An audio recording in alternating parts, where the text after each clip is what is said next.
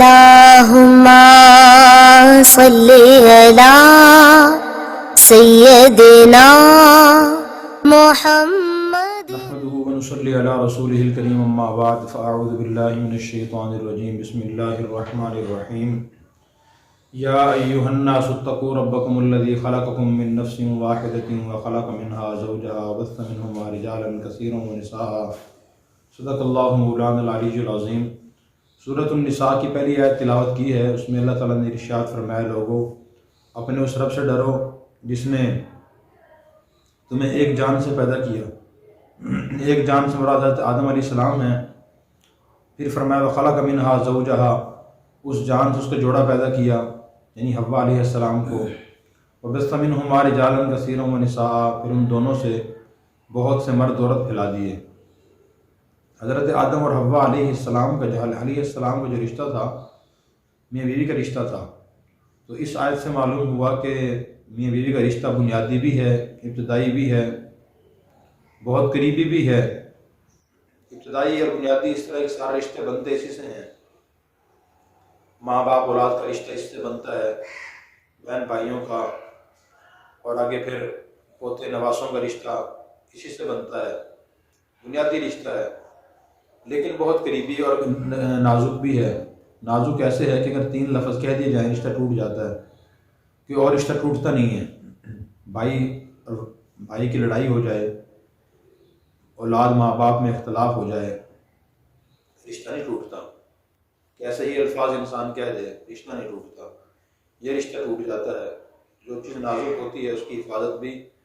زیادہ کی جاتی ہے، اسی لیے اللہ تعالیٰ نے قرآن کریم میں عبادات کی اتنی تفصیلات بیان نہیں فرمائی، اتنی اس رشتے کے بارے میں اور ہدایات کے بارے میں تفصیلات بیان فرمائی ہیں۔ اس رشتے کے بارے میں سینکڑوں آیات بیان فرمائی ہیں، سورۃ النور میں، سورہ نساء میں، سورہ آل عمران میں اور سورتوں میں اس رشتے کے بارے میں ہدایات دی ہیں۔ ہر مسلمان مرد عورت کی ذمہ داری ہے ان شادی شدہ افراد کی کہ وہ ان ہدایات کو پڑھیں، اس کے مطابق عمل کرنے کی کوشش کریں۔ نبی کریم صلی اللہ علیہ وسلم نے بھی اپنی حدیث مبارکہ میں اس رشتے کی بہت اہمیت بیان فرمائی۔ بیوی کے بارے میں آپ نے ارشاد فرمایا الدنیا کلھا متاع وخیر متاع الدنیا المرأۃ الصالحہ، کہ دنیا کی تمام چیزیں انسان کے لیے مفید ہیں اور اس کے فائدے کے لیے بنائی گئی ہیں۔ مثلا مشروبات ہیں، پینے کی چیزیں، معقولات، کھانے کی چیزیں، نباتات، حیوانات،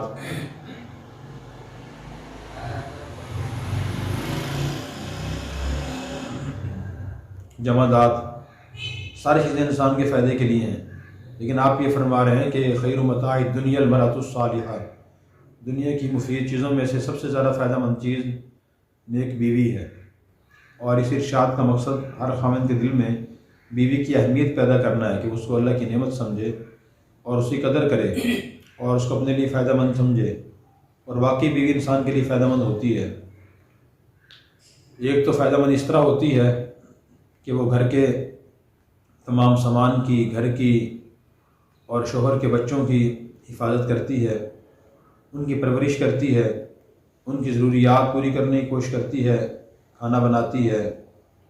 گھر کی صفائی کا رکھتی ہے۔ اور دوسرا مفید انسان کے لیے ایسے ہے کہ انسان کی جو جنسی خواہش ہے وہ صرف پوری دنیا میں سے اس کی بیوی سے ہی اس کی پوری ہوتی ہے، اور اس کے ذریعے اللہ تعالیٰ دوسری نعمت اولاد انسان کو عطا فرماتے ہیں۔ اس لحاظ سے بیوی بہت عظیم نعمت ہے اور اس کی قدر کرنا ضروری ہے۔ اگر یہ بنیادی پوائنٹ ہر شوہر اپنے دل میں رکھے گا کہ نبی کریم صلی اللہ علیہ وسلم نے بیوی کو بہترین عورت قرار دیا ہے، تو پھر اس نعمت کی قدر بھی کرے گا اور اس کا شکر بھی ادا کرے گا اور اس کی حفاظت کرنے کی بھی کوشش کرے گا۔ اللہ تبارک و تعالی ہمیں نبی کریم صلی اللہ علیہ وسلم کی بیان کی یہ ہدایت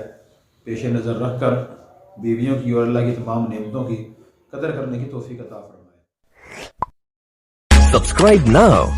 and press the bell icon. Never miss an update.